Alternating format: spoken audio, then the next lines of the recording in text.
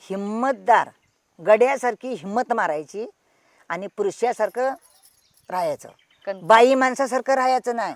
चालताना पायाच्या खोटा वाजल्या पाहिजेत आणि त्या पद्धतीने मुलीनं वागलं पाहिजे. खालमान घालून चालायचं नाही, वर मान करून मर्दासारखं जायचं. तिचंच दिवस 4 दिवस चांगलं जातील. पाटगाव पेशीला मी 7 वर्ष काम केलं. इथनं चलत 7 वाजता जायची. मी 3ला उठायची.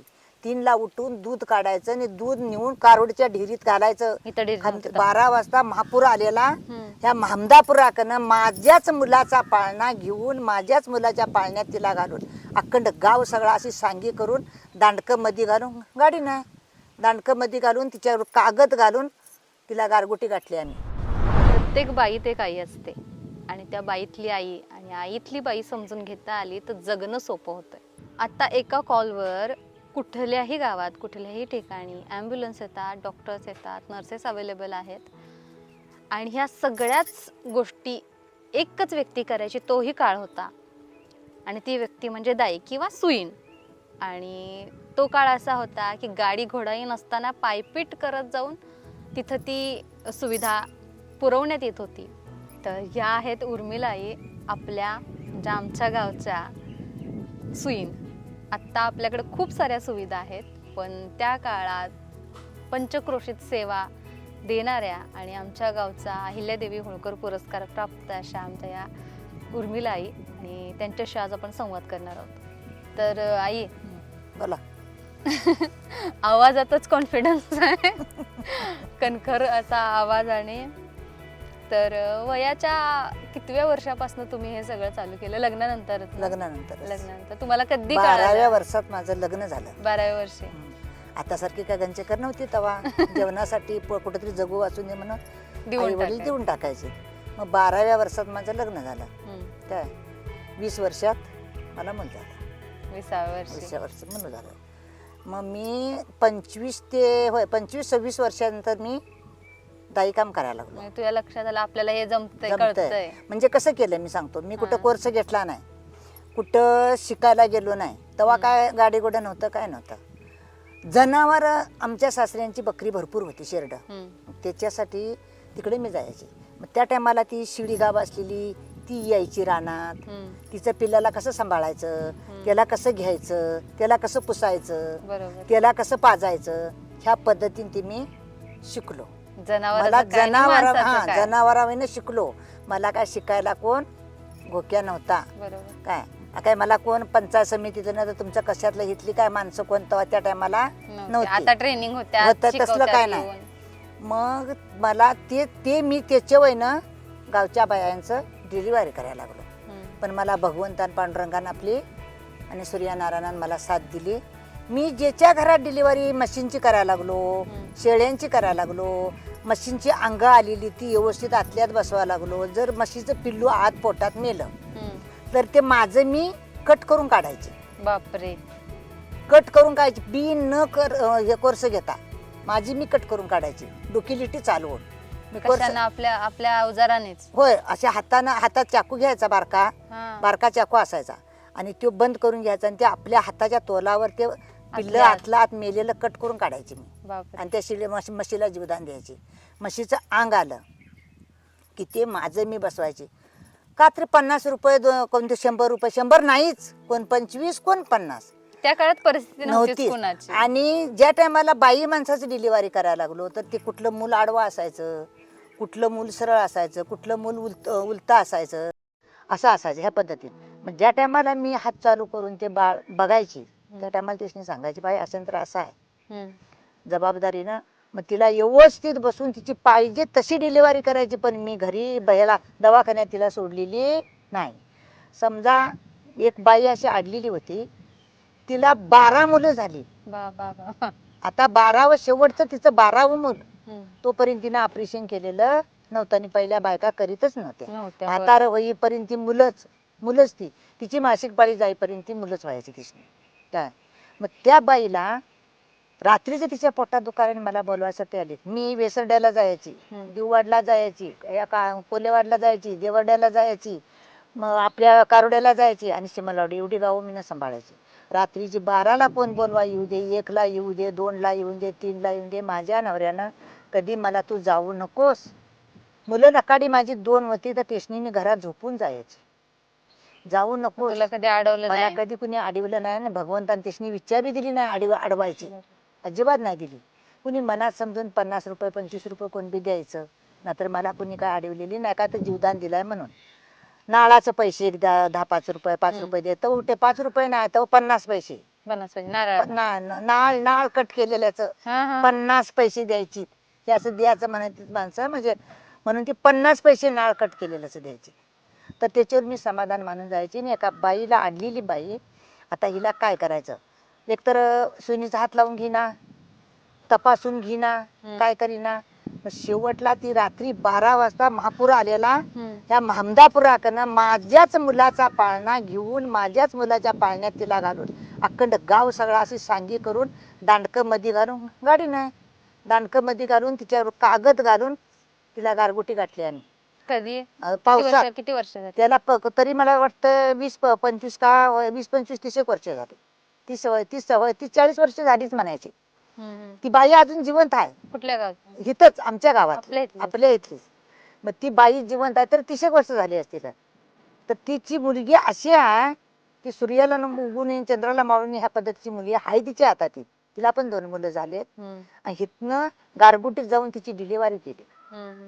पाऊस भरपूर, मग ती गारगुटीत नेली तिला, तिची डिलिव्हरी झाली. आणि या रात्रीची आम्ही चालत इथनं चालत इथनं पाऊस ना मग कडगावला, कडगावपर्यंत. कडगाव असणं गारगुटला. मग गारगुटला काय तेव्हा ॲम्ब्युलन्स नाही, कडगावला पण ॲम्ब्युलन्स नाही. काय द्यायची वडाप करावं तर ते बी वडाप नाही, कुणाचं तरी विशेष असलं तर. नंतर आता सारखं काय सोयी नव्हत्या. मामदापुराकडनं चालत आम्ही पावसात अखंड गाव गेलेलो. आणि तिची डिलिव्हरी करून ते पोरगं मीनं पोटा शेजारी घेऊन परत चालत सकाळी भगटायला आम्ही घरी आलो. काय इथनं मी कोर्स. आणि मग ते श्रीपती देसाय मरून गेला बिचारा सौभागी. तो म्हणला ही एवढं खटपट करते म्हटल्यावर हिला दाई कामाचा कोर्स द्यायचा. तरी मला कुणी पाठिंबा दिलेला नाही. लय जळलीत लोक त्या काळात लय लोक जळलीत. माझ्या मावळणीचा लोक सक्का, तो सख्या माझ्या आत्तीचा पोरगा श्रीपती देसाय. काय मग तो आता वारला ते वर्षी.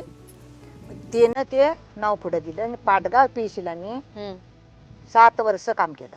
इथनं चलत 7 वाजता जायची. मी 3ला उठायची. 3ला उठून दूध काढायचं आणि दूध नेऊन कारोडच्या ढिरीत घालायचं. नव्हती, कारोडच्या ढिरीत नेऊन घालायचं. माझ्या नवऱ्याने डोकीवर घागर घेऊन मामदापूरला जायचं दूध पावायला. 22 लिटरची घागर डोकीवर घेऊन दूध पावायला मामदापूरला जायचं. आणि नवरा येईपर्यंत शान पाणी, एवढ्या जनावरांचं 5-6 मसरं होती, गाई शेरडं होती, त्यांचं शान पाणी करून जेवण करून मी इथनं 8ला घरातनं बाहेर पडायची. 8ला बाहेर पडलो की मी तांबाळ्यावर चलत जायचे. तांबाळ्यापर्यंत चलत. आणि तांबाळ्यासनं तिथनं मग ह्याला कोणत्या ह्याला पाटगावला इष्टीन जायचे. ती बी गावली तर. आणि तिथनं 5ला सुटलो की तिथनं चलत मी इकडे यायची. रात्रीचा 7 वाजायचा 8 वाजायचा चलत यायचं. असं करून मी 7 वर्ष दाई काम केलं. माझं रेकॉर्ड असेल पाटगाव यायला पेशीला असणार की. हा अजून आहे. डॉक्टरनी मला पाटगाव पेशी डॉक्टरनी कडगावात बोलवायची. तिकडला कोर्स झाल्यावर मग मग श्रीपती देसाईने सांगितलं हिचा कोर्स घ्या म्हणून. शेवंती आका ही दिवाळची ती आता वाकडी चलते, हाय अजून दवाखान्यात ती. तवा स्वस्ताईत मला 300 रुपये पगार ठेवला लागेल महिन्याला. नटलो लय महिना. अगली ती माहितीच नाही ना पैसा. कामाला सकाळपासून संध्याकाळपर्यंत कामाला जर गेला आम्ही तर 1.5 रुपये पगार मिळायचा. कामा शेताचा शेतीची कामं करायचा दिवसा 1.5 रुपये पगार. मग तसं बाजार पण यायचा. आता येतोय का सांग बघू. मग असं करून मला इथं चव्हाणबाई आहे बघ ह्या कडगावात. अजून हिची सुतार सिस्टर त्याला आया पुष्पनगराला आहे. विंची एक ठिकाणी आम्ही होतो सगळ्या. कधी तुला ह्या गोष्टीचा कधी कंटाळा आला नाही. रात्री झोपत मला का उठवतात मी कुणाला म्हणलं नाही. काय मी कुणाकडे 100-200 रुपये घेतलं नाही. मला कुणी दिलेलं नाही. फक्त मागणं 50 रुपये कोणतरी द्यायचे. एक पीस आणि 50 रुपये. तेवढ्यात मी आनंद कुशीत एकदम अगदी भगवंता पांडुरंगाने सूर्यनारायणाने मी आनंद मानायची. दुसऱ्याच्या आनंदात आपला आनंद. आपला आनंद मानायची. मिळतच नव्हतं लिखी तेव्हा. खरं माझ्या नवऱ्यानं कधी म्हणलं नाही तू मुलं टाकून जातीस आणि तू रात्रीची जातीस. कुणाच्या बी संगती सोबतीन दोघं बाप यायचं मला न्यायला. हम्म. पण भनी भावंडासारखं दिवस आम्ही काढला. तो नालायकपणा काळ असा आता काढला नाही, नाही. तो काळ हा. आता नाही. नालायकपणा नाही केला कधी. आणि जन्माला आलोय रानमाळ जरी हिंडलो तरी बापाई माणसासारखीच वागणी माझी. कणखर. हो हो, नाद करायचा नाही कोणी. आणि कोण जर मला असं काहीतरी वाईट शब्दांत जर कोण मला, मी त्याला मारल्याशिवाय सोडत नाही. मी 2-3 तरी कानाखाली उडवीन. असली माझा पहिलाच वातावरण आहे. असंच राहायला पाहिजे. मी वातावरण माझं तसंच असतं या. मला नाही अजिबात बावगा परवा. हा, जीव घाण ठेवीन मी तुझ्यासाठी. मला बाबा जीव घाण ठेवायला लागला तरी चालत, पण वाईट नजरेनं बघणाऱ्याला मी जीव घाण ठेवायला द्यायची नाही. आणि त्याला काय सैल सोडायची नाही. आता काय झालं माझं लिखी, आता मी म्हातारी झालो. होय की. आता खरं काय आता सोडा? तुझ्याकडनं शिकणार की आमच्या सारख्या शिका की तुझ्याकडनं तसंच वागायचं. नुसती पायाची जमीन हल्ली पाहिजे, असा पाय टाकायचा. असा पाय टाकायचा. नाद करायचा नाही. हा, आता तिकडनं कोणतरी असं आलं का ना, तर आपण असं मरीवपणानं वागायचं नाही. दिलदार वागायचं अगदी नुसतं अगदी. त्यानं ते आपल्या पायाकडं आणि आपल्या चालण्याकडं आणि आपल्या चेहऱ्याकडं बघूनच घाबरून बाजू घेऊन जायचे. बरोबर. या पद्धतीने वागलं पाहिजे. असं वागायचं. तू किती मेपक कर, पाहिजे ते कर, पण ते मेपक जरी केलं तर त्यानं नदार अशी त्याच्याकडे वर केली नाही पाहिजे. दोघांची नदार एक नाही झाली पाहिजे. बरोबर. असं वागायचं. बस आपली खानदानी काय होय की. अशा ह्या पद्धतीने वागायचं. त्याला असं मरीवपणा किंवा बाई माणसाचा चेहरा लांबनच बापाई माणूस बघतो. जमीन मऊ लागली तर माणूस कोपऱ्यान खंत. खंत. आणि खडाक लागलं की मरू दे ते राहू दे आता म्हणताना बाजूला पडतं. अशी चलायला लागलो का नाही, असं डोक्यात गजरा बिजरा घालून अगदी पॉस मध्ये जर मी आता हिथनं मी पाटगावला तांबाळ्याला चालत जायची म्हणजे विचार कर केली. होय की. एकटी ते बाई. कुठनं हे बघ त्या होय ते शित्याडायचा वाडा आहे बघ. ह्यो ह्यो ह्यो ह्यो ह्यो तिथनं वाट होती पहिली त्या घोळकाटतनं मुलाला जंगलात माहिती असं चालत. आणि तेवढ्यापासून सरळ येतनं मासरंगीतनं चालत जायची. इकडं ना जंगल वाटत. जंगल वाटत.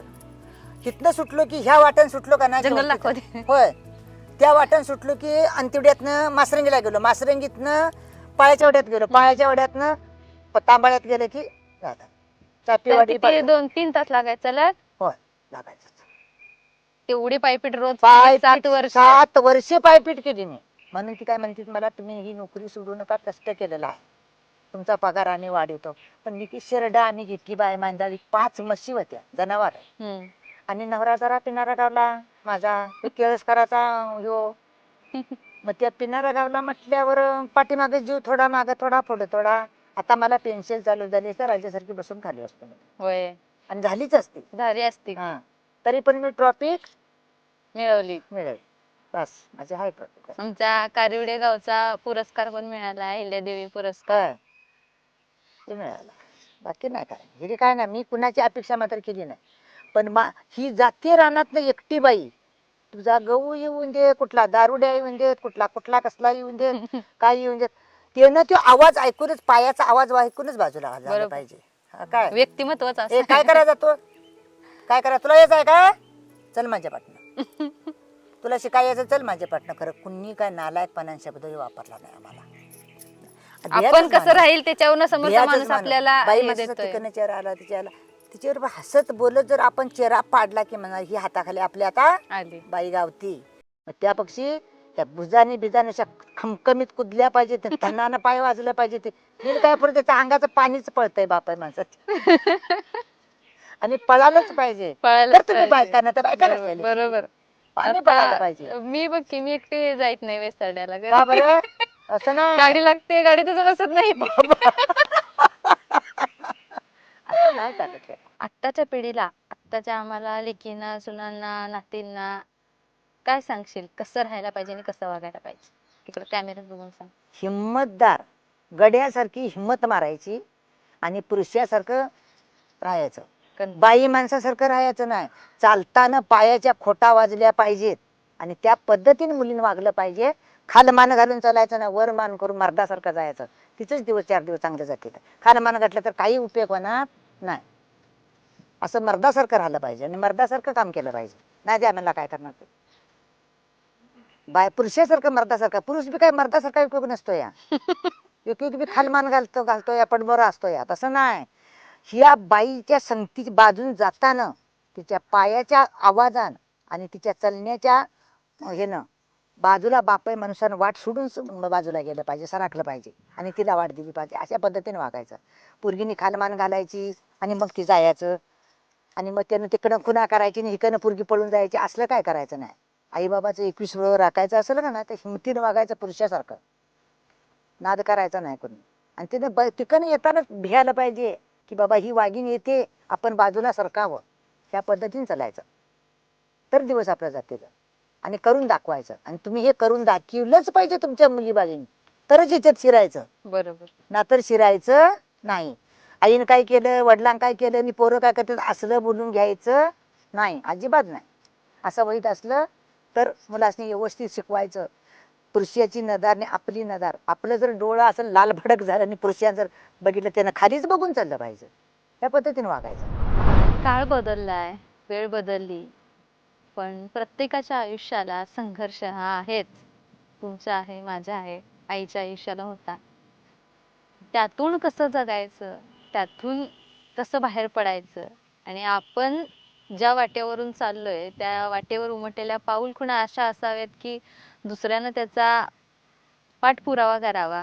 अगदी आईचं आयुष्य तसंच म्हणता येईल. आणि आज खूप काही शिकलो, खूप काही समजलं.